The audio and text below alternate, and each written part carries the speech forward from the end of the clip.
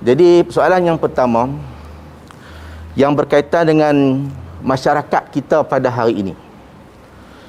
Yang mana masyarakat kita pada hari ini ramai yang semakin keliru untuk memilih kepimpinan bagi mengurus urusan mereka. Jadi kita ni sebagai masyarakat menjadi keliru dalam memilih pemimpin. Jadi apakah yang kita perlu lakukan sebagai seorang Muslim? Jadi soalan ini ditujukan kepada sahibus samahah. Jadi saya persilakan insyaAllah.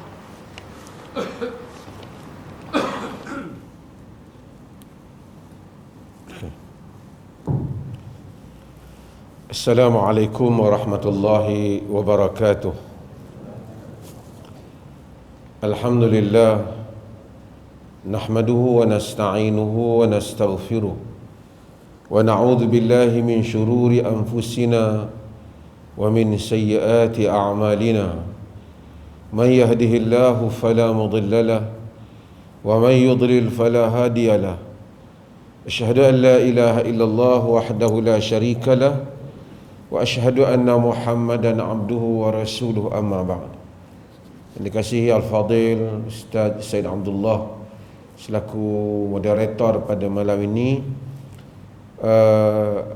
yang dikasihi Timbalan Mufti Sahibul Fadilah Ustaz Tajul Uruz, yang mungkin sebahagian tuan-tuan tak sempat berkenalan ni, tapi dah banyak bulan dah duduk di Perlis ni. Ustaz Tajul yang depan ni Timbalan Mufti, dia di dalam negeri ni dua yang kena warta. Mufti dengan Timbalan Mufti tu kena warta nama dia apa. Jadi ni Timbalan Mufti. Tuan Imam, ahli jawatan kuasa, para asatizah, hadirin dan hadirat sekalian. Saya ni sebenarnya kadang-kadang bila duduk depan mikrofon ni, depan kamera ni, pakai yang ni saya selalu duk terfikir, lagi 5 tahun orang tengok rakaman ni, dia heran bila Covid dah tak ada, pasal apa mereka ni duduk dalam masjid yang duk bungkus muka kan. Sekarang kita faham lah, pasal kita tahu keadaan ni. Orang yang nak main ke depan ni 10 tahun mereka tengok yang ni, mereka heran siapa mereka tu zaman tu tutup muka mereka dalam masjid. Harap-harap Covid ni berakhir lah. Saya tahu pejabat ramai orang tak ada ni. Tok Imam kebanyakan masjid saya pergi semua pakai cuti habis. Cuti Covid. Kadang-kadang senang juga nak dapat cuti ni, kontak rapat. Terus tak dapat cuti. Senang dia punya alasannya. Tapi katanya Covid pun duk siap beg nak balik dah pada 1 April ni. Tengoklah macam mana dia balik sungguh ke. Okey, terima kasih banyak. Kita kembali kepada soalan yang disebut oleh Ustaz Said Abdullah tadi. Hadirin dan hadirat yang dirahmati Allah, apabila zaman masa berjalan lebih lama, kita dengan Nabi ni dah 1400 tahun lebih lah. Jadi tentulah banyak hal yang berlaku. Jadi perkara-perkara yang akhir tentu lebih dahsyat dibandingkan zaman-zaman yang awal. Seorang sahabat Nabi nama Huzaifah ibn Yaman. Huzaifah ibn Yaman ni sahabat Nabi yang minat dengan hadis-hadis, dengan cerita-cerita al-fitan, cerita-cerita apa yang nak berlaku selepas ni. Sahabat Nabi ni ada yang tertumpu kepada Quran, seperti Ubay bin Ka'ab, dia baca Quran. Ada sahabat Nabi macam Abdullah bin Mas'ud, alim dalam fiqh, dan Abdullah bin Umar. Ada sahabat Nabi dalam faraid. Ada sahabat Nabi yang dia banyak cakap tentang apa yang akan berlaku selepas ni. Kalau Nabi cakap bab ni, dia hafal. Sahabat tu yang terkenal ialah, yang antara yang minat ialah Huzaifah ibn Yaman. Jadi banyak hadiah-hadiah Huzaifah ni. Macam kita lah, ada orang dia minat Kalau orang cerita pasal tanda-tanda kiamat, dia minat. Ada orang. Sebab itu ulama-ulama hadis mereka memperuntukkan bab tentang al-fitanu wal malahim. Fitnah-fitnah dan kejadian-kejadian yang kekacauan yang akan berlaku pada masa yang akan datang, atau apa yang diberitahu oleh Nabi SAW, apa yang bakal berlaku. Al-Imam Abu Nu'aim ditulis Kitabul Fitan. Ibn Kathir tulis Al-Fitan wal Malahim. Dalam kitab-kitab hadis memang ada bab cerita asyratus sa'ah, tanda-tanda kiamat, apa yang nak berlaku kiamat. Saya ambil satu hadis yang Huzaifah cerita, yang kebanyakan kita pernah dengar. Kata Huzaifah dalam hadis yang diriwayatkan oleh Imam Al-Bukhari, diriwayatkan juga oleh Imam Muslim dan selainnya, kana an-nasu yas'aluna Rasulullah sallallahu alaihi wasallam 'anil khairi wa kuntu as'aluhu 'anil syarri makhafatan an yudrikani. Kata Huzaifah, orang ramai biasanya duk tanya Nabi tentang benda-benda yang baik yang akan berlaku. Aku ni tanya Nabi tentang benda yang buruk yang akan berlaku. Makhafatan an yudrikani, kerana aku bimbang nanti kena kat aku.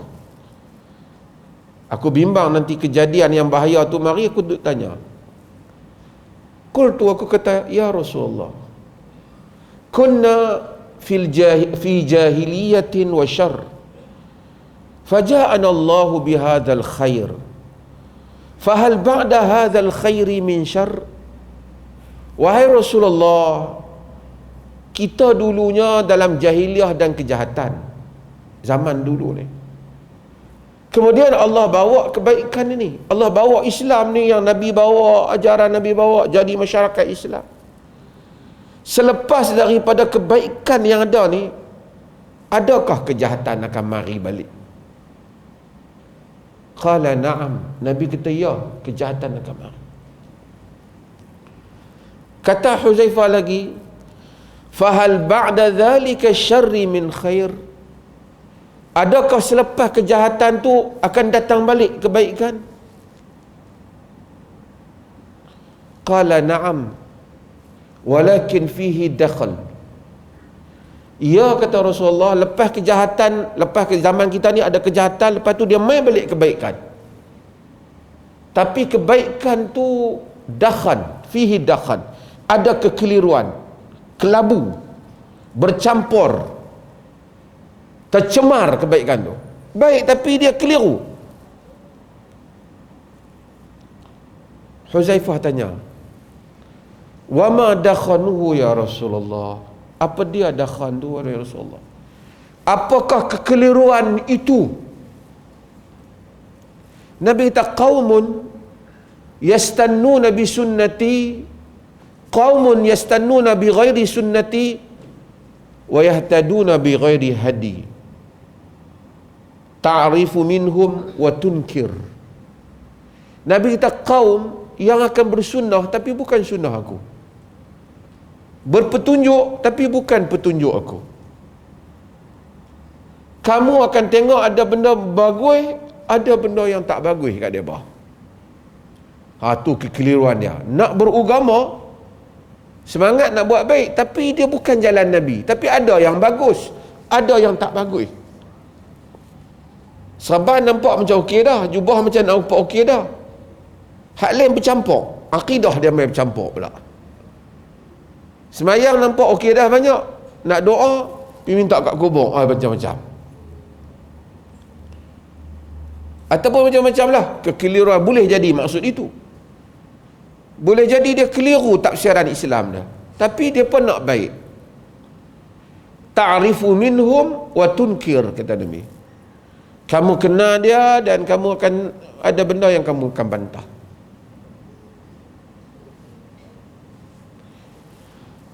Huzaifah tanya lagi, fahal ba'da dhalikal khairi min syarr?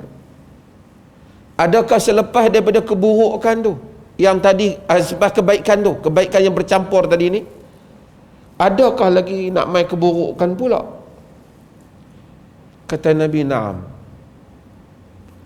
Du'atun ila abwabi jahannam. Dalam sebahagian riwayat, du'atun ala abwabi jahannam. Bukhari datangkan dengan dua riwayat.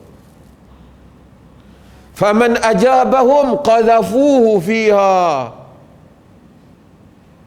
Penyeru-penyeru ke pintu neraka jahannam.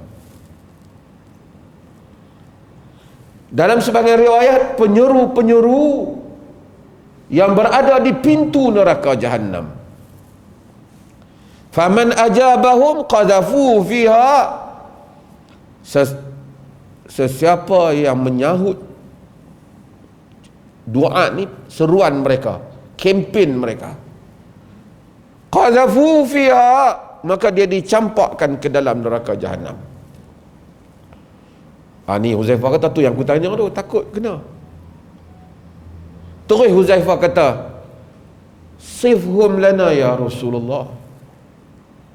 Rasulullah, tolong bagi tahulah depa tu macam mana, kami nak kena susah lah. Penyeru-penyeru ke neraka jahannam sampai orang Islam pun sambut ni. Kata Nabi, hum min jildatina wa yatakallamuna bi alsinatina. Nabi kata mereka sekulit dengan kita, bercakap dengan lidah kita. Syurah hadis, ulama-ulama hadis bincang apa maksud sekulit dengan kita. Ada yang kata mungkin maksud Nabi mereka tu orang Arab juga. Ada kata maksud Nabi mereka tu agama sama dengan kita, Islam juga. Terkeliru. Wa yatakallamuna bi alsinatina, bercakap dengan lidah kita. Hak macam mana kita cakap nak Islam, mereka pun cakap itu juga. Oh, kacau.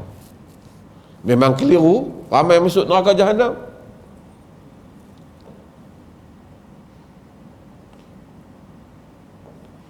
Huzaifah tanya, ya Rasulullah, madza ta'muruni in adrakani dhalik? Wahai Rasulullah, Rasulullah nak suruh apa kalau saya ni berjumpa keadaan tu, zaman tu saya kena, saya nak buat apa?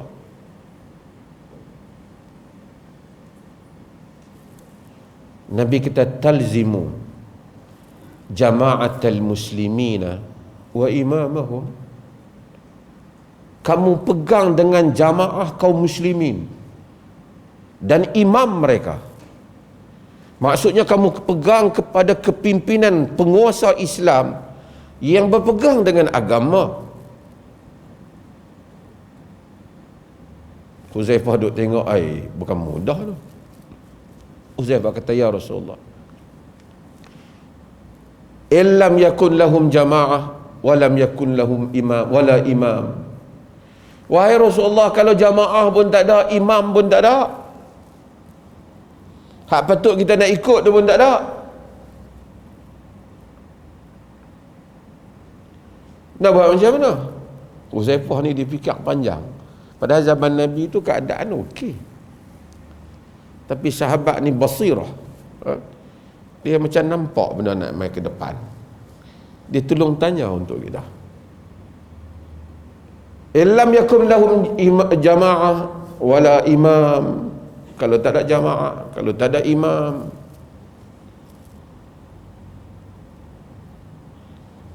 Nabi kata, fa'tazil tilkal firaqa kullaha wa an ta'udda bi asli syajaratin hatta yudrikakal mautu wa anta ala dhalik. Nabi kata, jangan sokong mana-mana, semua tu. Kau jangan join siapa, kau tinggal mereka semua. Biar kau gigit batang pokok sehingga kau mati dalam keadaan demikian. Jangan duk sokong mana-mana. Maksudnya Nabi cerita pada akhir zaman akan ada keadaan yang sangat mengelirukan. Semua orang, tak ada siapa, tak ada imam, tak ada jamaah, tak ada kepimpinan Islam yang ada syaukah, yang ada kekuasaan. Jamaah ni bukan maksud jemaah-jemaah yang di pertubuh ni. Jamaah ni penguasaan. Jama'atul muslimin, Nabi tak kata talzimu jama'atil muslimin, jama'atul muslimin. Satu. Singular, bukan plural. Kalau tak ada, Nabi kata jangan terlibat. Jangan terlibat. Mati gigit batang pokok lebih baik daripada terlibat.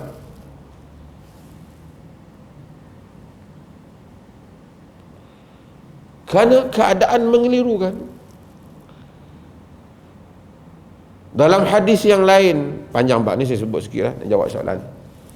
Dalam hadis yang lain yang selalu kita baca, Nabi kata, inna amamad dajjal sinin khadda'ah, dan sebagai riwayat sanawat khadda'at. Hadis yang diriwayatkan oleh Imam Ahmad, diriwayatkan oleh Ibn Majah, diriwayatkan selain. Sebelum datangnya Dajjal, ada tahun-tahun yang menipu. Kan kita tengok dalam internet ni ramai duk minat cerita Dajjal ni. Dajjal mai dah pergi, Dajjal mai dah pergi. Orang utara Dajjal lama dah disebut kan. Dajjal hak Nabi kata tu, yang akan ada, yang akan keluar tu. Sebelum Dajjal tu datang, kata Nabi, tahun-tahun yang menipu, manusia tertipu. Yusaddaqu fiha al-kadhib, yukazzabu fiha as-sadiq, wa yusaddaqu fiha al-kadhib, dengan berbagai riwayat. Yusaddaqu fiha al-kadhib, yang bohong dibenarkan, dikatakan benar orang yang bohong. Wa yukazzabu fiha as-sadiq, dikatakan bohong orang yang benar. Wa yukhawwanu fiha al-amin, dikatakan khianat orang yang amanah. Wa yu'tamanu fiha al-kha'in, dan dikatakan amanah orang yang khianat.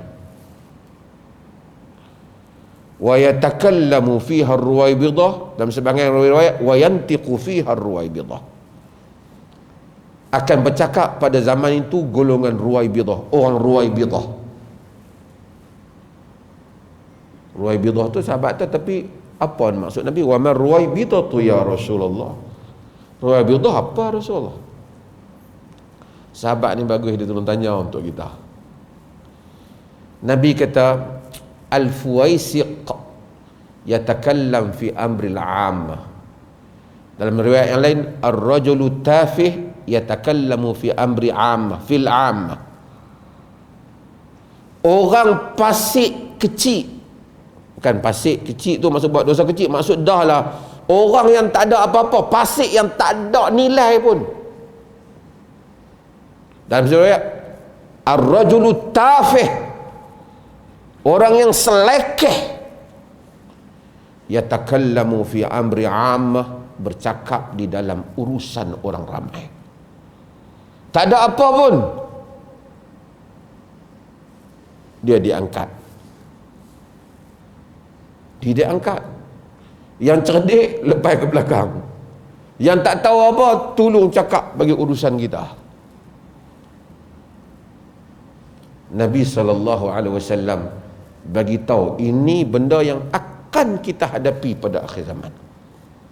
Sebab itu kita jangan terpengaruh dengan banyaknya orang ataupun dengan sikitnya orang, dengan hebatnya kempen, dengan hebatnya gambar. Jangan. Tengok, kadang-kadang ada orang pergi maki orang, boleh masuk TV, diangkat, dijemput masuk dalam TV pasal duk maki orang keramat. Apa bubuh nama TV tu ada kaitan dengan agama pula tu?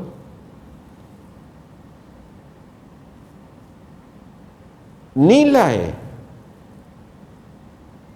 Tak, sebab itu maka yang tinggal di hadapan kita apa dia?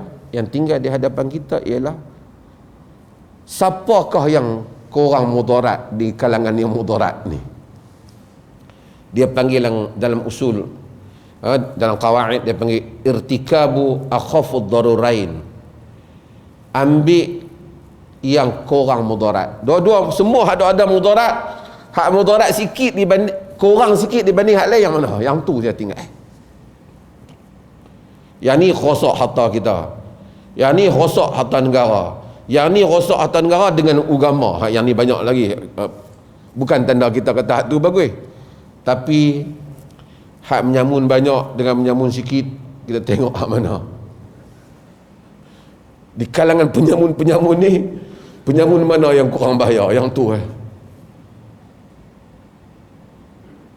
kepada setiap sektor yang ada dalam hidup kita, di semua peringkat hidup kita, melainkan orang-orang yang dirahmati oleh Allah Ta'ala diselamatkan. Kita nas'alullah al-afwa wal-afiyah. Terima kasih. Amin, insyaAllah. Jadi itu penjelasan yang begitu jelas daripada dalil-dalil yang dibawakan oleh sahibus samahah berkenaan dengan apa yang kita perlu lakukan apabila kita berjumpa dalam keadaan yang menyebabkan kita keliru dalam memilih kepimpinan. Jadi insyaAllah kita teruskan lagi dengan soalan yang kedua, iaitu yang berkaitan dengan berita-berita terkini yang kita tengoklah, antara bangsa dan international, tapi ada kaitan dengan kita sebagai umat Islam, iaitu apabila negara-negara yang berkuasa besar ni berperang. Yang tengah ingatlah ni dalam berita kita tengok, seperti Rusia berperang dengan Ukraine. Jadi apakah pendirian kita sebagai seorang Muslim? Jadi dipersilakan sahibus samahah untuk memberi penerangan dan jawapan yang jelas, insyaAllah. Terima kasih. Tuan-tuan sokong Ukraine ke Rusia? Apa persamaan Ukraine dengan Perlis? Ramai orang tak pasal dah. Bendera dia sama, cuma kita kuning di atas, biru di bawah, dia biru di atas, kuning di bawah. Tapi Rusia bukan serang kita lah. Jadi bendera Ukraine tu sama dengan bendera Perlis. Kalau terkalih ya, sebab tu siapa yang duk gantung bendera tu bila terkalih, jadi Ukraine lah. Nampak kat Rusia dia bom lah. Apa pendirian kita? Orang Islam kadang-kadang tak fikir. Dia duk fikir bila bola sepak lawan dia nak sokong mana. Kalau orang kafir sama kafir berperang, adakah patut kita ada pendirian nak sokong mana-mana sedangkan dua-duanya bukan Islam? Boleh ada pendirian? Okey, kita tengok Quran.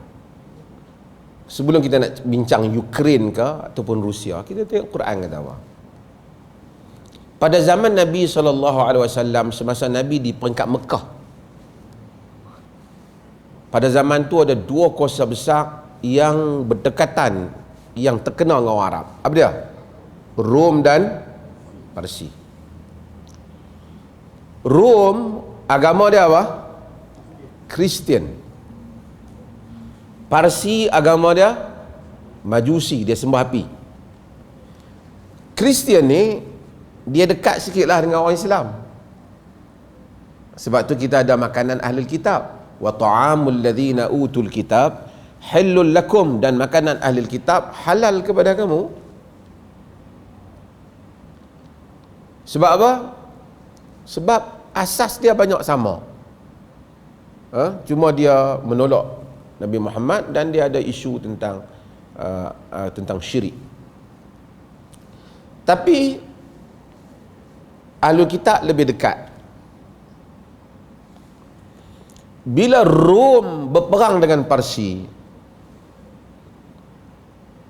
asalnya orang-orang Quraisy ni dia tak peduli sangat benda ni. Tapi oleh kerana mereka duk hadapi Nabi ni, Dia kata kat Nabi, Rom perang dengan Parsi, menang Parsi, kalah Rom. Parsi tadi apa? Agama apa? Majusi, sembah api, sama dengan geng berhala lah. Kata geng Quraisy kepada orang Islam, hampa tu lebih kurang Rom lah, hampa percaya kitab Kristian. Ni kalah dah geng hampa, tak lama lagi hampa pula kalah. Geng kami menang. Geng dia apa dah? Majusi. Allah kata apa? Alif Lam Mim.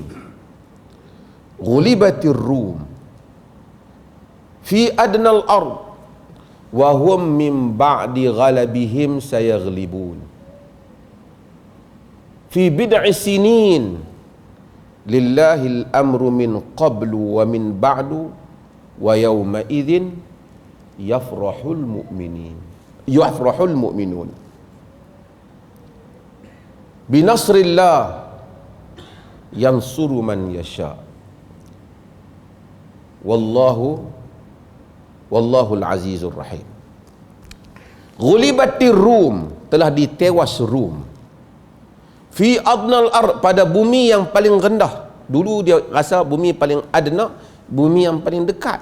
Adna tu dekat pun boleh, rendah pun boleh. Tapi kata Abdul Majid Zindani, sebenarnya Rom berperang tu di kawasan Palestin Laut Mati tu memang bumi yang paling rendah. Dulu orang tak tahu, sekarang orang tahulah bila teknologi ni. Bukan bumi yang paling rendah daripada paras laut. Rom dikalahkan pada bumi yang paling rendah. Mereka selepas dikalahkan akan menang kembali. Quran turun, orang Islam seronok. Fi bid'i sinin, sekitar 89 tahun. Lillahil amru min qablu wa min ba'd, bagi Allah itu urusan sebelum dan selepas. Wa yawma idzin yafrahul mu'minun, pada hari itu orang mukminun bergembira. Binasrillah, dengan kemenangan Allah. Yang suruh man yasha, dia menolong siapa kehendaki. Pasal apa orang mukminun bergembira? Bukan orang Islam yang menang. Siapa yang menang? Rom. Pasal apa orang Islam menang? Dibandingkan Rom dengan Parsi, eloklah Rom. Walaupun akhirnya orang Islam pun perang dengan Rom juga dan tewaskan kerajaan Rom. Tapi pemimpin Rom sekurang-kurangnya dapat surat Nabi, dia bertanya panjang. Ada yang hadiah kepada Nabi, sebab ada yang simpan surat Nabi, sebab dia tahu tentang hubungan tu. Maksudnya apa? Ketika para sahabat radhiyallahu anhum ajma'in masih lagi dalam keadaan rakyat yang ditindas di Mekah, belum ada kerajaan, pun telah membuat pendirian politik bagi perbalahan di peringkat antara bangsa. Bila kuasa-kuasa besar bertarung, kita tentu tak masuk campur, apatah lagi orang Islam zaman lemah. Tapi kita akan bersama perasaan kita dengan mana yang kurang mudarat kepada kita. Jadi orang Islam nak kena tengok lah. Rusia lawan dengan Amerika, yang mana kurang mudarat? Ataupun mereka ni memang patut lawan, kalau tidak mereka duduk bunuh kita. Double standard Amerika. Kena Ukraine, rambut perang, mata biru, dia kata tak patut mati, tak patut terbunuh. Ini bukan Iraq. Maksudnya kalau Iraq tak apalah, ini bukan Syria. Cuba tengok sikap double standard mereka. Semua bangsa-bangsa bersatu, keluar kenyataan pantah Rusia, buat sekatan pada dia. Kenapa Rusia serang Ukraine? Saya bukan sokong Rusia ataupun Ukraine, kerana dia kata Ukraine mengancam dia, jirannya mengancam dia, duduk tepi dia. Amerika kata tak patut. Apa bukti? Macam-macam. Padahal Ukraine buat perjanjian dengan NATO, nak buat perjanjian dengan NATO, dan ada apa lagi dalam negara tu. Nak dibandingkan Amerika yang serang Iraq dulu. Iraq punya jauh daripada negara dia, kerana menuduh kononnya ada senjata yang pemusnah. Apa bukti Amerika? Ketika itu dunia tak buat pun kepungan kepada bank Amerika, dan dia musnahkan, dia pembunuh Saddam Hussein. Mereka menghancurkan kerajaan Iraq sampai sekarang. Demikian Amerika masuk beberapa banyak negara sebelum pada itu. Bermaharaja rela Amerika ni. Orang tak tanya dia, patut dia dikepung ekonomi dia, patut dia dikepung bank dia. Dia pula bagi tahu tak patut Rusia masuk ke negara orang. Bukan saya kata patut, tapi hang tu apa beza, hang lagi banyak, kau lagi penjenayah besar. Kita jangan terpengaruh sangat dengan kempen mereka ni. Dua-dua ni, kawan ni punya jenayah memang ada, tapi yang ni kalau tak dicabar langsung, memang dia akan naik kepala. Kalau dia tak ada Ukraine ni, dia duk fikir nak buang mana. Maka sebab itu bukan soal kita sokong Rusia ataupun Amerika, tapi kita kena melihat percaturan ini sejauh mana menguntung dan merugikan dunia Islam. Itu memerlukan kajian, dan kita tak boleh biar satu kuasa besar yang terlalu selesa sehingga membuli orang lain. Dan kadang-kadang bila ada cabaran tu, bukan kita suka, sekurang-kurangnya dia kena tahu juga apa perasaan apabila masuk negara orang. Apa penilaian kau? Okay, terima kasih. Dah azan. Kita bagi laluan untuk azan dulu, insyaAllah. Kemudian kita akan sambung balik sesi soal jawab kita. Jadi silakan Tok Bilal untuk azan.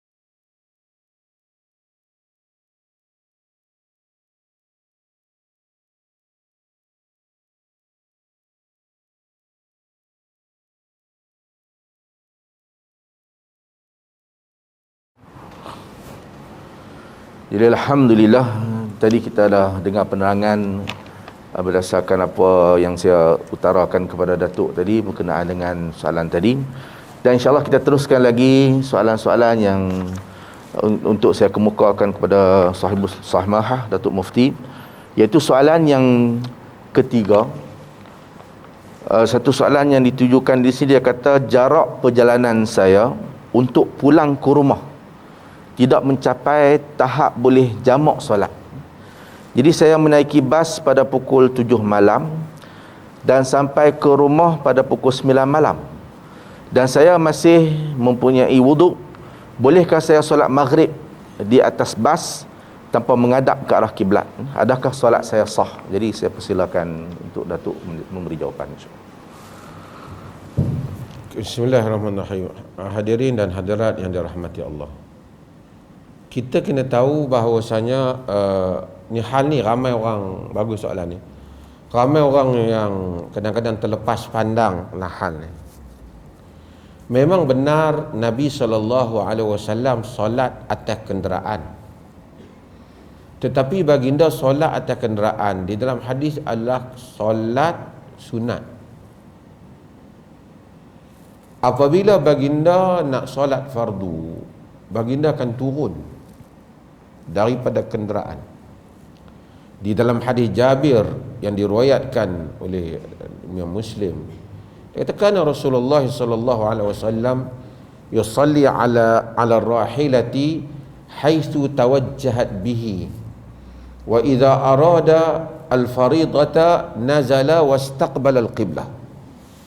Nabi sallallahu alaihi wasallam semayang atas kenderaan, ke mana saja kenderaan dia tupi. Unta tu ke mana Nabi tak kisah. Tapi apabila nak semayang fardu, Nabi akan turun dan menghadap kiblat. Maka mazhab, empat mazhab, daripada mazhab Hanafi, Maliki, Syafi'i dan Hanbali, menyatakan tak boleh semayang atas kenderaan melainkan jika tidak ada pilihan. Macam kita dah naik, kalau kita tak semayang, kita naik kapal terbang, terkeluar waktu, maka kita semayang lah. Kita naik atas bas tak mau berhenti dah, kita masuk waktu maghrib, kita salat. Tapi sekiranya kita semayang, misalnya kita sampai pukul 10 Isya, ataupun kita naik dalam waktu Isya, kita ada lagi masa kita turun, kita boleh semayang Isya di bawah. Kita hendaklah pastikan kita tidak salat di atas kenderaan, tapi salat di bawah fardu. Kerana kalau tidak tak sempurna. Nabi salat fardu, Nabi menghadap ke arah kiblat. Kalau tak mampu juga, kita naik kereta hujan, tak boleh nak turun, tak apalah. Tapi kalau kita boleh berhenti di lebuh raya semayang fardu, siapa nak semayang atas kereta? Melainkan bas tu dia tak mau berhenti, dan dia tak mau ikut kita minta turun, dia tak berhenti. Tapi kalau kita tahu dia berhenti, dia bagi tahu sekali kita akan berhenti, umpamanya hatta yang nak jamak, kita nak semayang maghrib dan isya, kita boleh jamak, kita ada waktu lagi. Bas dia bagi tahu sekali pukul 9.30 kita berhenti di tempat sekian-sekian, kita tak solat fardu atas bas, kita berhenti, kita solat seperti biasa di bawah menghadap kiblat, sehingga solat itu sempurna. Kalau nak solat atas bas, solat sunat. Melainkan kita tak mampu, seperti kita naik kapal terbang, perjalanan dia kita tak sampai, habis waktu subuh kita solat. Cuma dalam mazhab Syafi'i dia kata solat tapi hormat waktu, dia qada balik. Wallahu taala alam, yang sahihnya tidak perlu qada balik. Dia solat, idza amartukum bi syai'in fa'tuhu mastata'tum, apabila aku perintahkan kamu dengan satu benda, kamu lakukanlah dengan kadar yang kamu mampu. Yang wallahu taala alam, qaul yang rajih, dia semayang cukup syarat, cukup apa yang dia mampu, dia semayang di atas kenderaan. Kalau semayang atas kapal terbang, ada tempat yang dia sediakan. Misalnya kalau kita tengok naik Saudi Air umpamanya, ataupun orang yang naik business class, kadang-kadang mas dan seumpamanya, dia ada ruang yang dia bagi untuk semayang yang boleh berdiri dan menghadap kiblat seumpamanya kita walaupun arah saja kita hendaklah berdiri. Tak boleh tiba-tiba saja kita duduk. Kerana Nabi kata salli qa'iman fa in lam tastati' fa qa'idan. Semayang berdiri, tak mampu baru duduk. Ni kadang-kadang kita semayang, kita mampu berdiri, kita tak berdiri, kita duduk terus. Dan ini juga macam setengah orang kan, dia masuk dalam masjid, dia tadi berjalan main dalam masjid boleh, sekali dia bersembang orang dia boleh berdiri. Bila dia nak main semayang fardu, dia terus duduk atas kursi. Kenapa dia terus duduk sedangkan dia mampu berdiri? Semayang wajib berdiri. Melainkan apabila sehari dia nak sujud, dia tak mampu dan dia duduk, dia tak boleh nak, orang kata utara kata nak usaha bangun dah, orang kata nak tui bangkit, tak boleh dah. Tak apa, dia tak mampu dah. Tapi sampai-sampai main-main duduk berdiri elok tadi bersembang, terus duduk atas kursi, Allahu Akbar. Tak sah salat dah, fardu dah.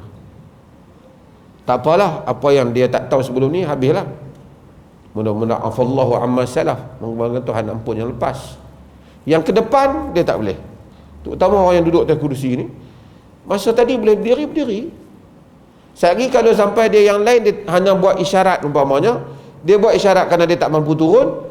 Tapi sehari bila dia sampai waktu qiyam, dia mampu berdiri, dia kena berdiri balik. Melainkan dia tak boleh bangkit dah, tak boleh berdiri dah, dan duduk ni tak boleh bangkit dah. Itu cerita lain. Dan ini kita jangan silap di dalam salat. Wallahu a'lam. Jadi alhamdulillah penjelasan yang jelas daripada Sahibus Samah berkenaan dengan persoalan tadi. Jadi harap bagi yang bertanya tu faham insya-Allah. Jadi soalan yang keempat, perlukah seorang isteri itu mendedahkan dosa-dosa yang lalu kepada suaminya? Jadi apa hukumnya? Kita bertanya. Ya, boleh insya-Allah. Saya ingat lagi selain daripada soalan yang berkumpul ni, boleh tuan-tuan boleh tanya. Saya jawab dulu lah soalan yang ditanya ni. Ini mungkin kadang-kadang ada orang bagi maklumat yang salah, sebahagian penceramah bagi maklumat yang salah. Dia kata kita ni kena jujur dengan suami, kena cerita balik semua dosa-dosa kita yang lepas. Dah ada pula kata kita kena jujur dengan isteri, kalau isteri tanya kena cerita. Orang yang bagi tahu benda ni, dia sebenarnya mengajar orang melakukan dosa besar. Duka cita kadang-kadang ini masalah penceramah motivasi ke ataupun penceramah agama yang dia berceramah tapi dia tidak melihat kepada hadis-hadis Nabi sallallahu alaihi wasallam. Pertama, Nabi kata dalam hadis yang diriwayatkan oleh Imam Al-Bukhari, kullu ummati mu'afa illal mujahirin. Semua umatku Tuhan ampun kecuali al-mujahirin. Mujahirin ini yang terang, yang menzahirkan dosa. Kata Nabi, wa minal mujaharati an ya'mala ar-rajul bil laili 'amalan wa yusbihu qad satarahu Allahu alaihi fayaqul ya fulan amiltul barihata kadza wa kadza wa qad bata yasturuhu rabbuhu wa yusbihu yuksifu sitrallahi anhu, kata Nabi dalam hadis Bukhari. Di antara orang yang semua umatku Allah ampunkan dosa melainkan orang yang menzahirkan dosa dia. Antara orang yang menzahirkan dosa, kata Nabi, ialah satu orang yang buat dosa pada waktu malam, Allah dah tutup dosa dia, tiba-tiba pagi-pagi dia pergi habaq, malam tadi aku buat sekian-sekian. Nabi kata Allah dah tutup. Wa yusbihu, dia telah wa bata wa qad satara wa bata wa qad satarahu rabbuhu, dia telah tidur dalam keadaan Allah tutup aib dia. dia pula yang pergi cerita aib dia kat orang. Nabi kata dia berpagi-pagi membuka tutupan yang Allah tutup pada dia. Yang ni dosa besar. Dosa besar. Bukan depan suami, depan Nabi pun tak perlu bagi tahu cerita dosa.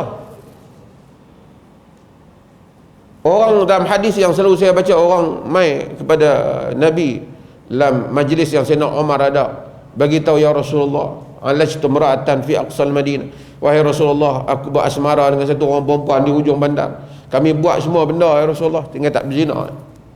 Nabi dia kata Umar, qad satarakallah law satarta nafsak. Allah dah tutup aibmu, mengapa kau tidak menutupnya? Dia pergi. Kena Nabi panggil dah. Nabi baca kepada dia, aqimis salah tarafil laili wa zulufan minan nahar, innal hasanat yudhibna sayyiat. Dirikan semayang, kebaikan memadamkan kejahatan. Nabi suruh dia solat. Nabi pun tak payah buka. Kita tak ada dalam sistem dalam agama kita confession. You confess in front of to imam ke atau in front of siapa-siapa, tak ada.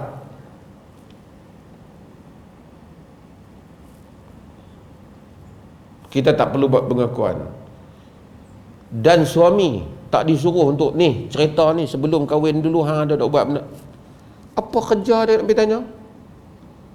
Allah kata wala tajassasu, jangan kamu mengintip. Semua orang antara dia dengan Allah. Man satara musliman satarahullah yaumal qiyamah. Siapa yang tutup aib orang muslim, Allah tutup dia pada hari kiamat. Antara muslim tu diri dia sendiri. Tutup dia sendiri. Kalau suami tanya jawab, jangan cerita. Kalau suami suruh sumpah, sumpah tak pakai. Kalau dia duk kalut juga nak tanya, dia tak layak jadi suami.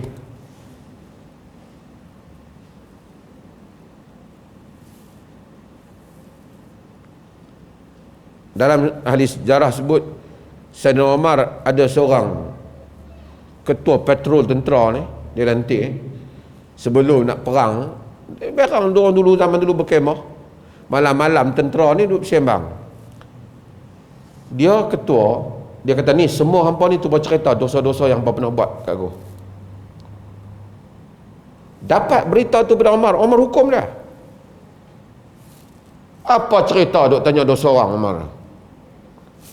Kita jadi cikgu ke ustaz ke, kita akan boleh cerita dosa hang pada aku menentang. Dan sebagai orang, dia bangga pula, hantar aku dulu.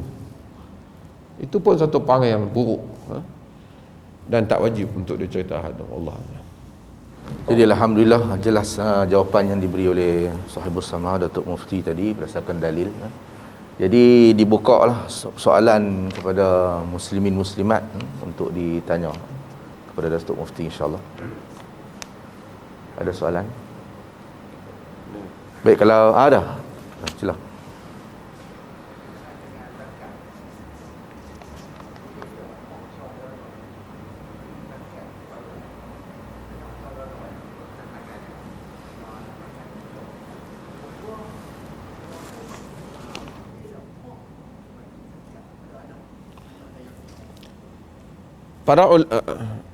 Para ulama bincang tentang zakat yang diberi oleh orang-orang yang ada kaitan dengan kita. Kesimpulannya ialah orang-orang yang bukan menjadi tanggungan kita, anak menakan kita ke siapa, dia bukan tanggungan kita, dia miskin, kita boleh bagi zakat kat dia. Cumanya yang mereka bincang ialah orang yang menjadi tanggungan kita. Kita bapa, kita pergi bagi zakat kat anak kita, sepatutnya kita akan bagi zakat, kena bagi nafkah kat dia. Jadi terlepaslah nafkah kita tu pasal pergi ambil duit zakat bagi kat dia. Melainkan anak itu dah di luar daripada dah tanggungan kita. Di situ kembali para fuqaha berbincang. Sebab itu maka satu orang dia boleh bagi zakat tu, utama mereka yang bukan di bawah tanggungan dia, walaupun adik-beradik dah. Dua beradik bukan tanggungan dia. Abang dia susah, dia kaya, dia bagi zakat kepada abang dia. Dia boleh melakukan hal itu. Jadi alhamdulillah jelas jawapan yang diberi. Di sini ada satu pertanyaan daripada anak Korea sini, insya-Allah. Dia dah tulis siap dah soalan tu. Dia kata, mestikah saya berkejar mengqada solat-solat wajib yang dah lama saya tertinggal, sehingga terabaikan solat-solat sunat yang lain kerana takut terhutang solat wajib dan tak diampun Allah.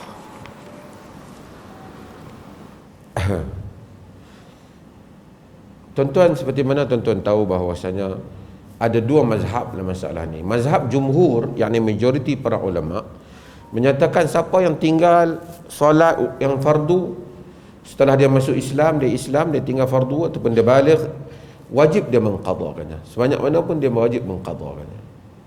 Dan dia mengqada dengan mana kemampuan dia qada. Itu taklah menghalang dia juga untuk menunaikan ibadat-ibadat yang lain.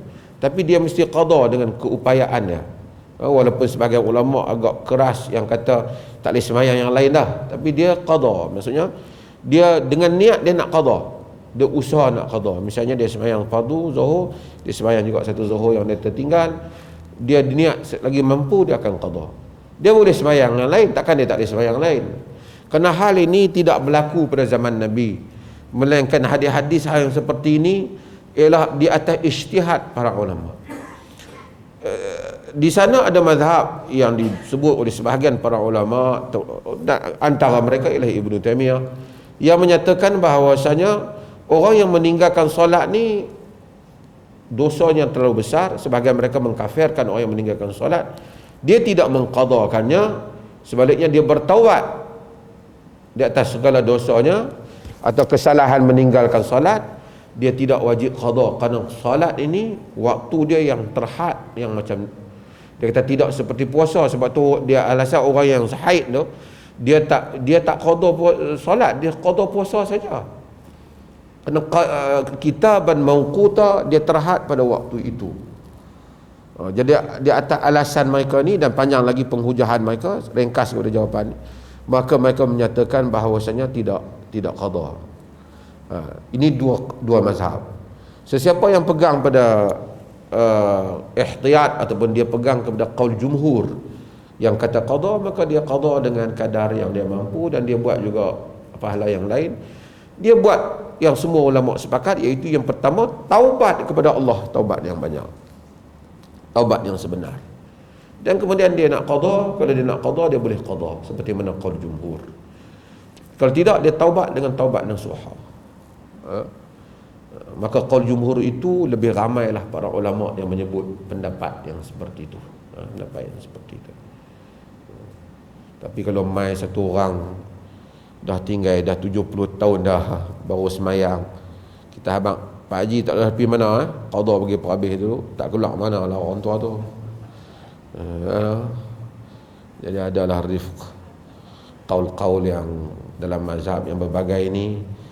Kita ambil yang penting taubat dengan taubat nasuha, supaya Allah ampun. Dan yang mana lepas tu qada dia bagi siapa yang qaul jumhur, dan taubat dengan taubat yang sebenar. Alhamdulillah, jawapan jelas daripada sahibus sama. Ada lagi soalan? Ya, boleh.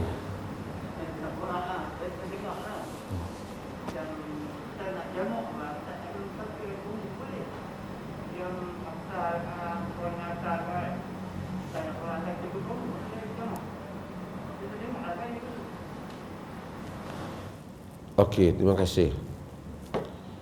Asalnya solat ini kitaban mauquta, disemayang hendaklah mengikut pada waktunya. Tidak boleh kita menjamakkan solat, melainkan ada peruntukan yang diberikan. Nanti dulu, peruntukan yang diberikan. Okey, peruntukan yang Allah berikan untuk yang jelas ialah peruntukan orang musafir. Bagi orang musafir itu dia ada dua, dia boleh qasar, dia juga boleh jamak.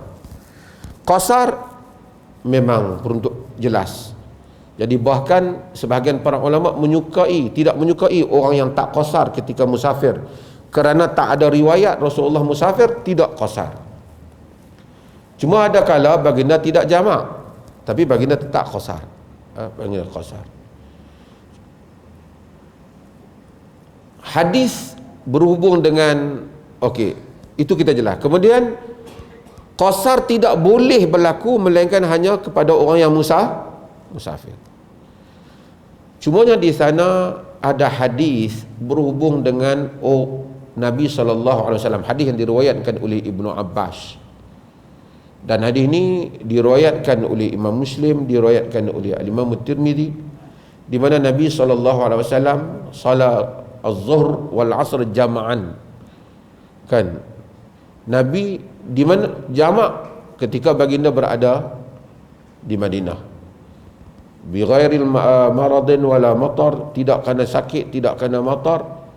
Kan? Wala safar, sebagian riwayat, tidak kena safar. Baginda telah jamak. Hadis ini menimbulkan perbincangan di kalangan para ulama. Abu Zubair dia bertanya kepada Ibnu Abbas yang meriwayatkan hadis ini, dia kata, pasal apa Nabi buat macam tu? Kata Ibnu Abbas, arada an la yuhrija ummatah, karena dia tidak mau membebankan umatnya. Karena Nabi tak mau membebankan umatnya. Okey. Ulama-ulama bincang tentang salat ni, iaitu jamak ketika kesusahan, termasuklah sakit tu susah juga lah, ataupun kita tak boleh nak buat apa dah, masa qasar tak boleh, tapi kita masa tak ada, misalnya buat contoh lah, kita umpamanya nak masuk peperiksaan tu, kalau kita masuk sekejap lagi terlepas lah kita punya maghrib tu, kita tak boleh tentukan jadual dia dah, mereka yang tentukan jadual umpamanya. Ataupun kita nak masuk buat pembedahan, nak bedah orang sakit, kita doktor, tengah-tengah duk bedah maghrib, takkan kata hampa sambung saat aku pergi semayang dulu, kan? Tak boleh nak buat macam tu lah. Ataupun kita jaga trafik, tugas kita, kereta duk jam, lepas tu kita kata ni hampa belangak lu pelan-pelan, aku nak kena pergi semayang tu, tak boleh lah. Umpamanya kita jaga mesin, nak buat contoh-contoh yang bagi mudah faham lah.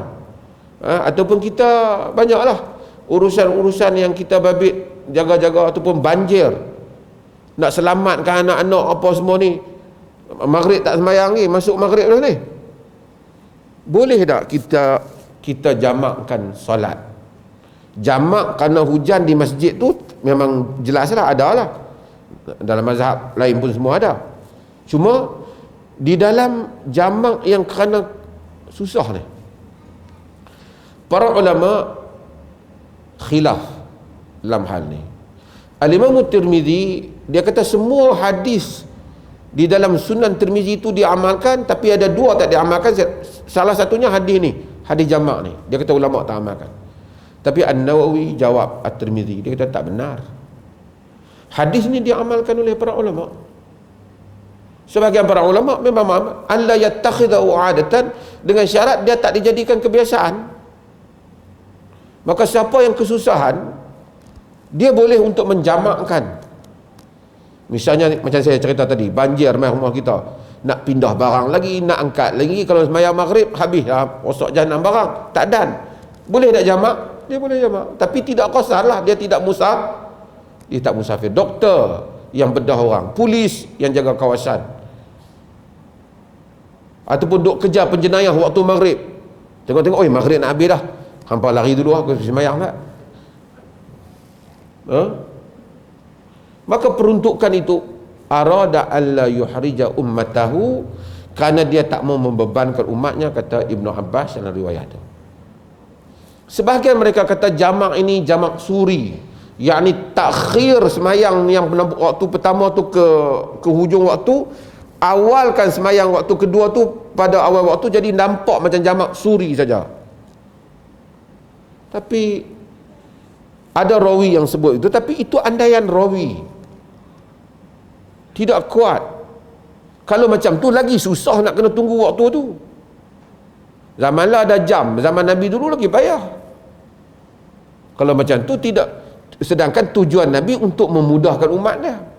Kalau setakat orang yang nak sakit jamak suri tu, nampaklah dia lewatkan, satgi dia ni apa, dia lewatkan sembahyang zuhur, dia awalkan sembahyang asar, bolehlah jamak pada ujung waktu tu macam nampak jamak, tapi tetap asar pada waktu asar, zuhur pada waktu zuhur.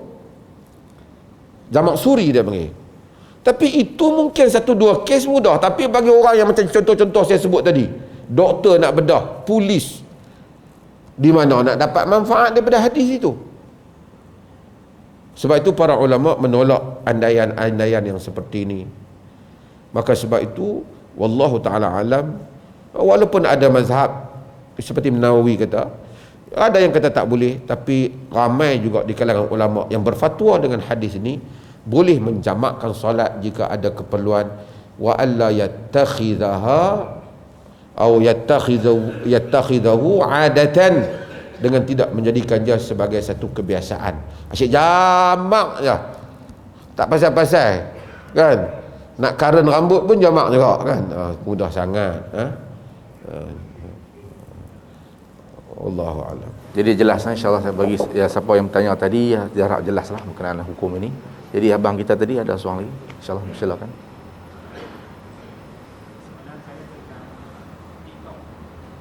TikTok. Oh,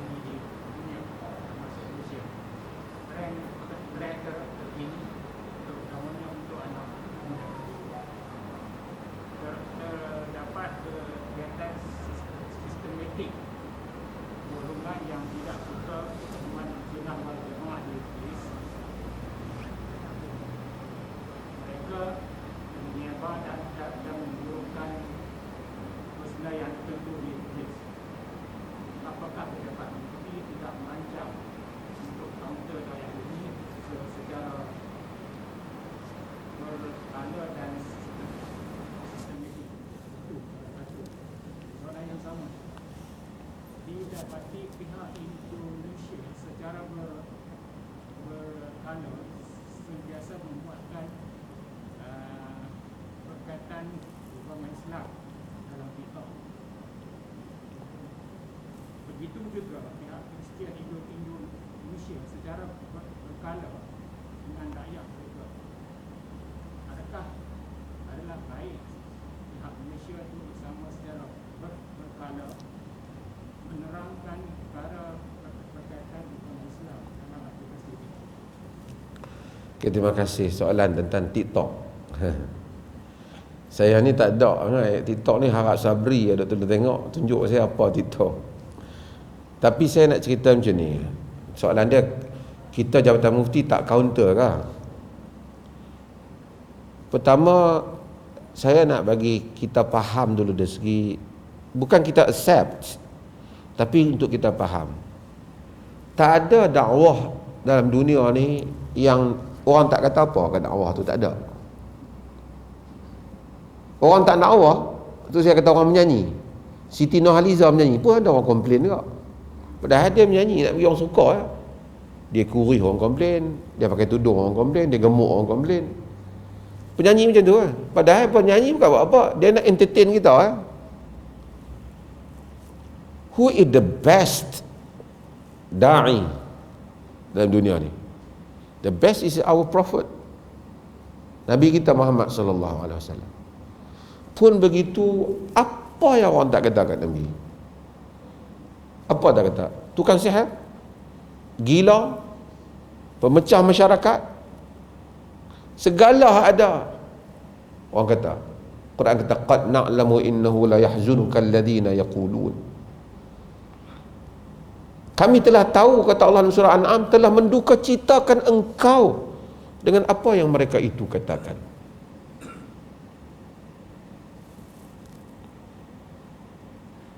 Quran kata wa in kadu la yaftinunaka 'anil ladzi awhayna ilaika litaftariya 'alaina ghaira idzal lattakhuduka khalila.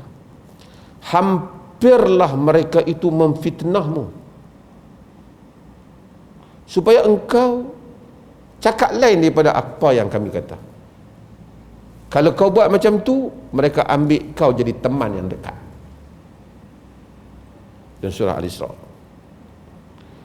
So di dalam dakwah, siapa yang nak berdakwah, you have to accept that in this dakwah you have to face challenge and tribulation. Akan menghadapi challenge, akan menghadapi cabaran dan ujian. Siapa yang nak berdakwah tapi tak mau hadapi ujian, bukan saya nak cerita ni dulu, cerita yang ni dulu, maka dia bermimpi. Orang kampung kata, orang kita kata, kalau takut di lambung ombak, jangan berumah tepi pantai. Tu pun hak berumah di tak tepi pantai, duduk tengah kampung, ayak dia bawa. Ada tak? Berlaku juga kalau Tuhan mau. So kita kena accept dulu, memang ada. Tapi Nabi pun tak duduk saja macam tadi, dia counter balik. Kita kenalah buat sesuatu untuk menjawab apa yang mereka buat tu.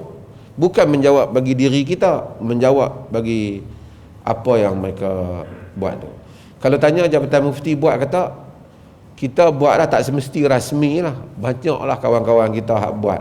Mungkin orang ni dia tengok TikTok orang lain, tapi kalau dia tengok TikTok orang lain, ada pula lah jawapan tu. Dah ramai orang dia buat, setiap orang dia buat bahagian kita. Saya secara pribadi, wallahu ta'ala alam, kalau nak kira orang kata ni, banyak lah. Tapi apa sangat dengan kehidupan ni?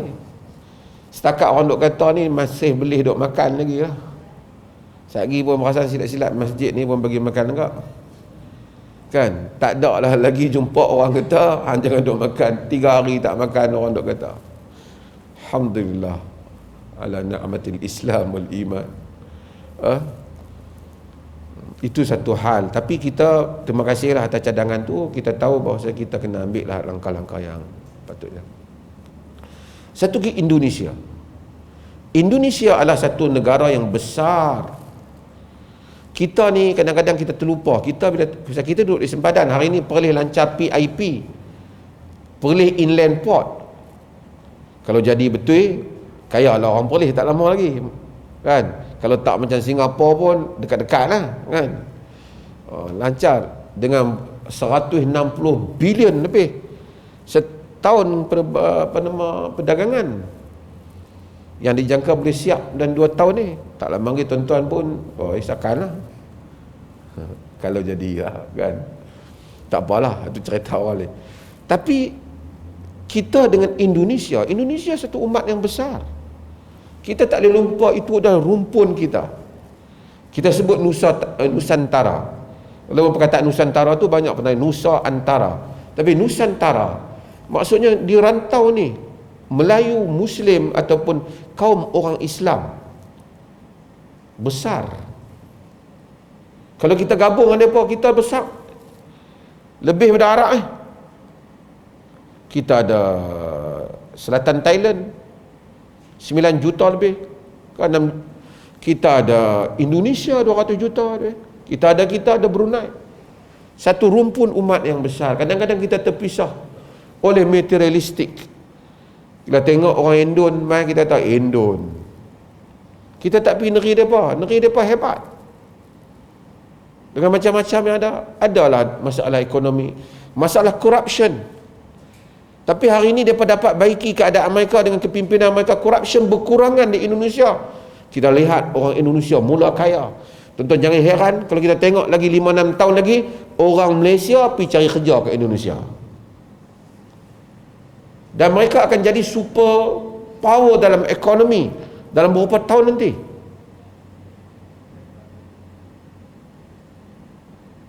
Tuan-tuan jangan pandang lekeh orang Indonesia. Market dia besar. Kalau dia boleh jual satu benda pun dia berpuluh juta. Tuan-tuan pergi Indonesia, tuan tengok kekayaan mereka, kehebatan mereka. Dan sekarang mereka meningkat maju. Cuma dia pun tidak seperti struktur kita. Dia tak ada sistem macam kita. Dia very open. Dia ada Kristian, dia ada berbagai-bagai, dia ada ulama-ulama dia, tokoh-tokoh dia, dan dia ada aliran-aliran dia. Di Indonesia ada NU, hak tu konservatif. Ada Muhammadiyah, hak jenis tak kunut, semilah pelan, hak tu hak main negeri kita banyak ni. Muhammadiyah tu pun ahli dia 60 juta. dua kali rakyat Malaysia. Mereka buka universiti. The first abroad university yang mereka buka, daripada 60 universiti di mana? 100,000 mereka punya. Universiti luar yang pertama yang buka di Perlis ni. Patutnya bulan 9 ni mula start kerjasama dengan MAIP. Tapi apa yang saya nak sebut ialah umat yang besar. Mereka ada macam-macam usaha. Kita appreciate, mungkin mereka juga appreciate kita. Mudah-mudahan saya juga kalau tidak banyak juga perhimpunan utama mereka yang dijemput untuk saya berucap. Dan ini adalah umat yang besar yang patut kita berhubung dengan mereka. Umat kita. Allah. Jadi alhamdulillah itu jawapan yang diberi oleh sahibus samahah. Amat jelas insya-Allah. Nak lanjutkan lagi ke macam mana? Insya-Allah. Siapa lagi ada yang nak buka soalan? Muslimat ke? Tulis pun tak apa. Kalau tak ada, saya nak teruskan lagi beberapa soalan di sini insya-Allah yang ada dekat saya. Ada lah siapa-siapa yang nak bersoal jawab lagi insya-Allah. Ya, silakan.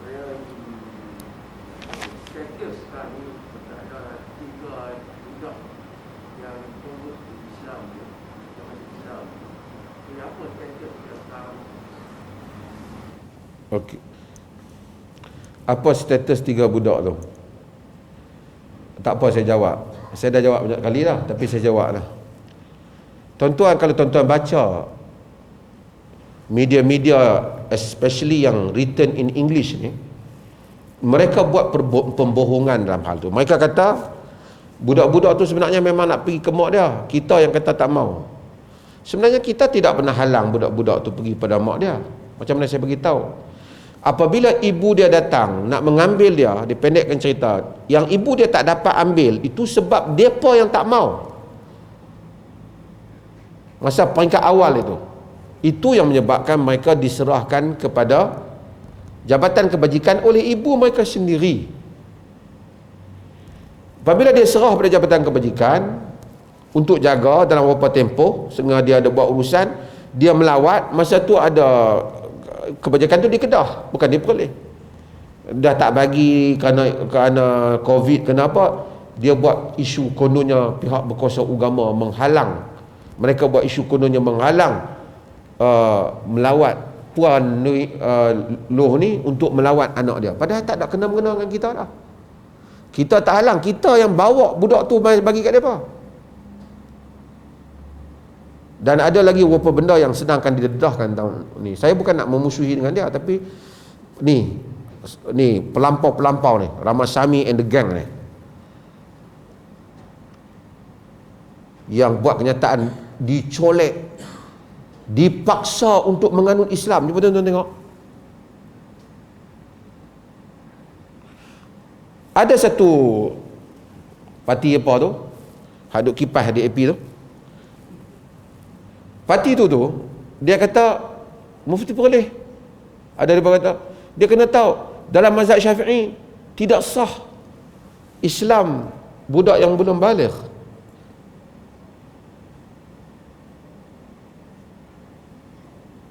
Jadi dia belum umur 18 tahun. Pertama saya bagi tahu, itulah orang kata orang cakap fiqh, depa nak cakap fiqh. Yang pertama ialah mazhab jumhur, tak apa saya nak sebut mazhab Syafi'i. Mazhab jumhur menyatakan bahawasanya,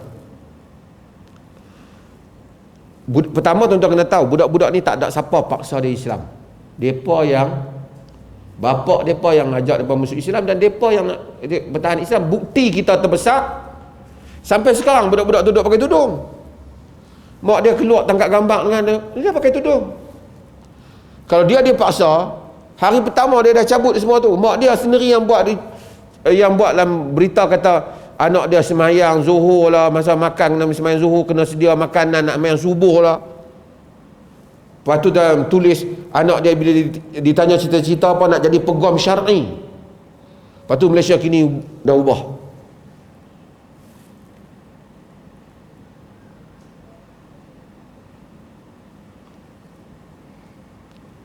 Artinya dia kata tak dipaksa. Kerana semua orang Islam tahu bahawasanya tidak sah penganutan Islam yang dipaksa. La ikraha fid din, tanpa paksaan, tidak ada paksaan agama. Mazhab jumhur menyatakan bahawasanya kanak-kanak yang mumayyiz sah Islamnya. Mazhab jumhur dulu, sah Islamnya. Jumhur menyatakan, sebahagian mereka menyebut hendaklah berusia 10, jika dia berusia 10 tahun. Alasan mereka hadis Abu Daud, muru auladakum bisalah wa hum abna'u sab'a wadribuhum 'alaiha wa hum abna'ul 'ashr. Suruh anak kamu solat ketika umur 7 tahun dan pukul dia kalau dia enggan solat ketika umur 10 tahun. Pukul untuk didikkan lah, bukan pukul untuk seksa anak. Mereka kata 10 tahun tu angka dah. Alasan mereka lagi, ada kanak-kanak yang Islam pada zaman Nabi, iaitu Ali bin Abi Talib.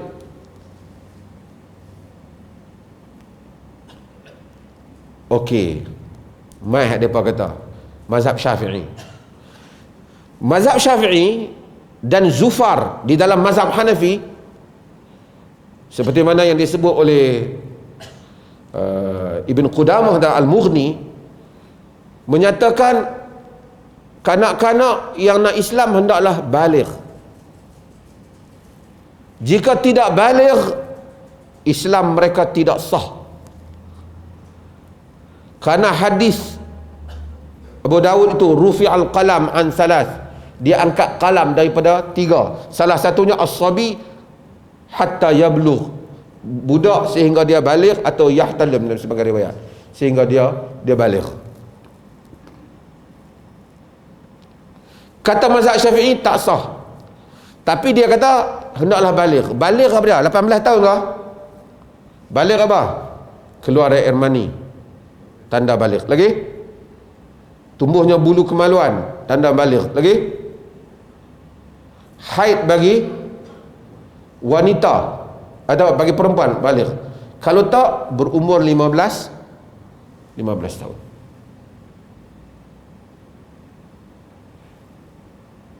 Budak-budak tu siapa kata dia tak baligh? Kalau mazhab Syafi'i. Okey, tak apa mazhab Syafi'i. Tapi Al-Imam Syafi'i menyebut dalam kitab dia. Demikian disebut oleh Asy-Syirazi dalam Al-Muhadzab. Dan Al-Ansari dalam Asnal Matalib. Apa dia kata? Sekiranya satu budak telah wasafatil Islam jariyah atau sabiyah, dia telah menganut, yakni dia sebut nak masuk Islam, dia isytihar dia masuk Islam, walaupun Islamnya tidak sah, kata mereka, kalau nak betul mazhab Syafi'i, tetapi hendaklah budak itu tidak diserahkan kepada orang kafir. Imam Syafi'i sebutlah Asy-Syirazi sebut di dalam Al-Muhadzab fil fiqh al-Imam Syafi'i, dalam fiqh Imam Syafi'i menyatakan bahawa tidak boleh diserahkan kepada orang kafir kalau ikut mazhab Syafi'i. Kita tak timbul tu kalau ikut mazhab Syafi'i, kalau betul nak mazhab Syafi'i.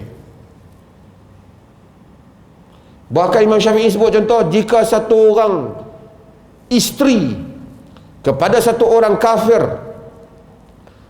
yang belum baligh, isteri katalah dia pasangan suami isteri yang belum baligh, tiba-tiba si isteri itu kata, dia mengucap asyhadu an la ilaha illallah asyhadu anna muhammadar rasulullah, mengandung Islam, dia belum baligh, kata Imam Syafi'i tidak sah Islamnya, tetapi dia tidak dikembalikan pada suaminya sehingga menunggu baligh untuk menentukan dia masih nak kekal Islam tu pun tak.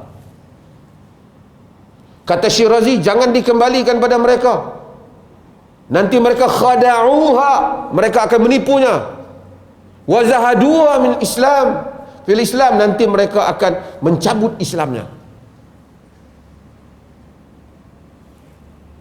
Walaupun tidak sah di sisi kita, tapi tunggu sampai baligh. Kalau baligh lagi dia memang tak mau Islam dah, tak apa. Ni hak kata ni, hak peti hak kata nak mazhab Syafi'i ni. Baca bagi habis. Kita tak timbul masalah hantam pada mak dia, kita tak timbulkan isu tu. Kita yang minta ialah supaya Islam budak-budak tu dipertahankan. Itu ya. Islam dia dipertahankan. Dibenarkan untuk dia terus Islam. Geng-geng tu kata suruh kita murtadkan dia. Senang dia cakap macam tu. Apa status dia? Pak dia bawa kes ke mahkamah. Seperti mana tuan-tuan kalau baca berita. Dan di MAIPS kita menghantar lawyer untuk menjadi pencelah dalam kes ini. Kita buat takat yang kita mampu. Kita buat. Ada persatuan apa tahu? Tadi satu parti politik, parti hak tuan-tuan tahu tu, dia hantar mic saya. Saya kata khadam kepada kekufuran sentiasa mengamalkan hal yang sama. Dia tak mau dengar daripada saudara Muslim dia, dia hanya nak dengar daripada DAP dia. Pasal apa paksa? Oh dah habaq siapa yang paksa? Pasal apa tak mau bagi mak dia berkumpul dengan dia? Semua dia telan hak Ramasami dengan geng tu punya. Sedangkan mereka tu mengaku orang Islam. Di mana rahmat sekalian alam kalau dengar sebelah pihak saja. Allah. Jadi jawapan jelas berkenaan dengan kes 3 kanak-kanak tu, insya-Allah mudah-mudahan Allah selamatkan akidah mereka. Jadi ada soalan lagi? Ada? Kalau tidak ada nak teruskan lagi. Apa soalan? Ada banyak, ada 4 lagi. Apa soalan? Soalan yang seterusnya yang kelima daripada soalan yang terkumpul ni. Jadi yang kelima, apakah hukum melewatkan solat Isyak? Dan memang lewat apa? Ini memang kata kita.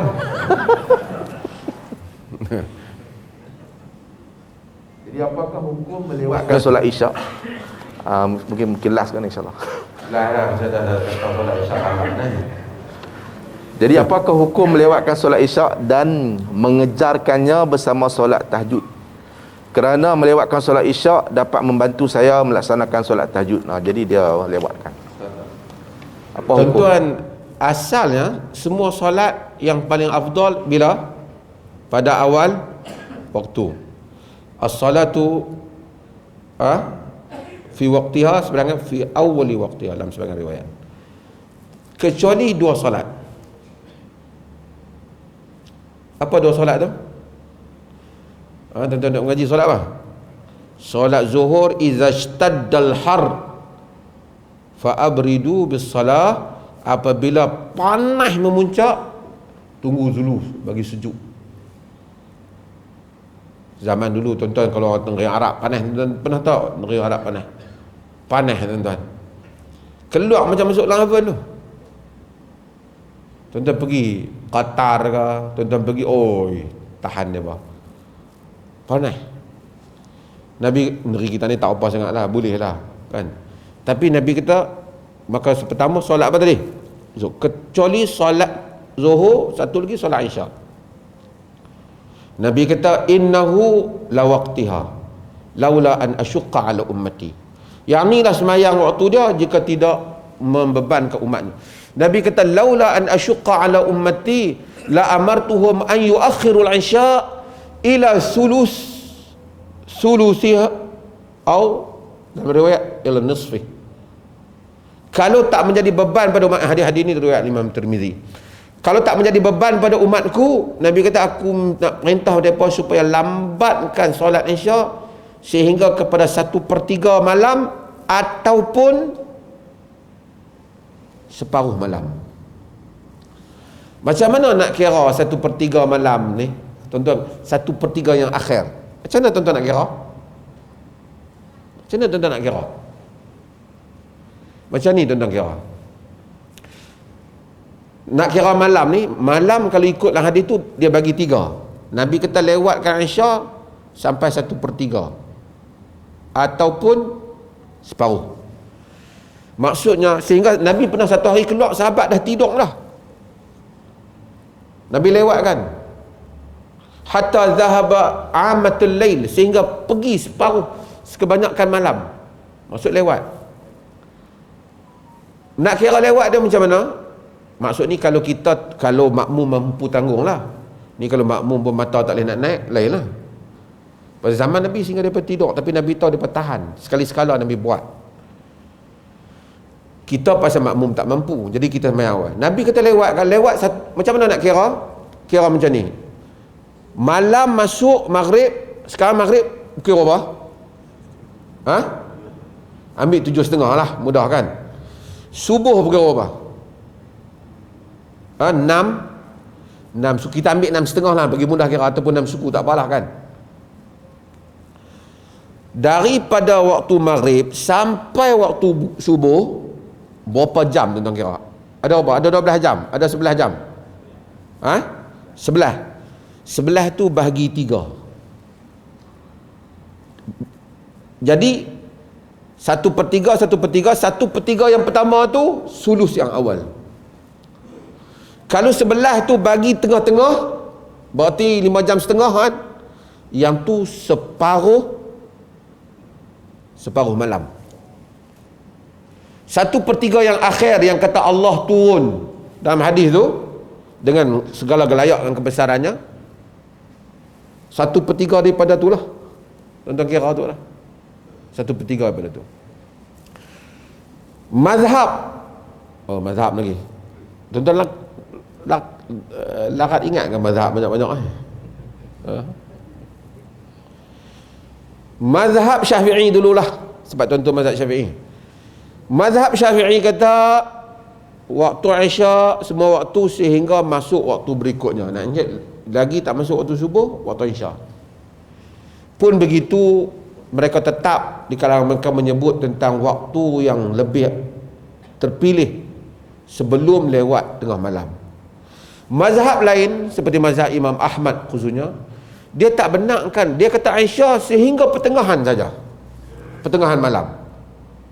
Di atas hadis Tabarani dan seumpamanya, yang Nabi kata sehingga sini. Jadi dia kata siapa yang sengaja lewatkan Aisyah lebih daripada separuh tu, dosa. Dan ahli hadis ramai juga yang menyokong mazhab ni. Sebab itu maka saya mencadangkan jangan lewatkan, kerana ulama kuat dalam pandangan ni, jangan lewatkan lebih daripada separuh tadi. Kalau nak lewatkan Aisyah pun jangan langgak separuh tu. Okey, bila kita tahu yang itu, maka kita semayang, nak lewat semayang Aisyah supaya boleh semayang tahajud, yang tu juga bukan sunnah. Nabi tak gabungkan Aisyah dengan tahajud. Semayang Aisyah tu tak, kadang-kadang memang berlaku kat kita pun kan, balik-balik letih tertidur, bangkit tu dia pukul 3 pagi dah bayang Aisyah, teruslah kita bayang tahajud. Tak ada apalah berlaku, tapi bukan pilihan yang disuruh menggabungkan Aisyah dan tahajud, bukan sunnah. Semayang Aisyah dulu, kemudian kalau kita bangun tahajud, bangun. Kalau tak bangun tahajud, mudah-mudahan, saya wallahu alam tuan-tuan, saya rasa siapa saja yang ikhlas niat nak semayang tahajud, memang dia bangun semayang tahajud yang tu Kok ada 1-2 hari kok Allah rahmat kesian kat kita niat pahala dia bagi, kita tak terbangun, mungkin berlaku. Nabi pun berlaku. Tapi pada umumnya setiap orang yang berniat nak sembahyang tahajud, memang dia akan sembahyang tahajud. Dan setiap orang yang solat tahajud, dia akan merasakan kekurangan besar hidup ni bila tak solat tahajud. Tahajud adalah nikmat. Tahajud adalah kekuatan. Ramai orang mai sembang kat kita macam-macam masalah. Kita sebut, mungkin dia rasa kita bagi tahu benda yang tak bersungguh pada dia, tapi yang ni bersungguh. Tuan-tuan, banyak orang cerita masalah, tuan-tuan beritahu dia solat tahajud, insya-Allah Tuhan selesaikan masalah. Bukan solat malam ni duk tunggu pagi esok selesai masalah dia. Bukan kata Allah tak boleh bagi, tapi manusia ni Allah tengok kepatuhan, sebab kepatuhan kita. Orang yang melazimi solat tahajud, dia akan melihat keajaiban demi keajaiban lah. Hatta sujud tu, membanyakkan sujud. Tua-tua lupa, orang tua-tua lupa. Bukan ada hadis, ada baca satu artikel. Banyak sujud ni antara sebab manusia kuat ingat. Setengah orang dia pelupa. Pelupa. Kita pun lupa juga. Tapi sampai tak ada apa yang lekat. Hadis pun tak lekat, dengan kepala Quran pun tak lekat, apa pun tak lekat. Manchester menang 0-0 lekat, dah 3 hari duk ingat. Sujud. Mudah-mudahan Allah beri kekuatan, ingatan dan hafalan dan ingat hukum hakam syarak, insya-Allah. Wassallallahu ala nabiyyina Muhammad walhamdulillah rabbil alamin. Jadi alhamdulillah, itulah soalan yang terakhir dan jawapan yang terakhir yang diberi oleh Sahibus Samahah Datuk Mufti kita untuk malam ini, insya-Allah. Dan untuk sesi ziarah Jabatan Mufti Negeri Perlis, iaitu bilangan yang ke-8, insya-Allah akan dibuat di masjid-masjid yang lain pula.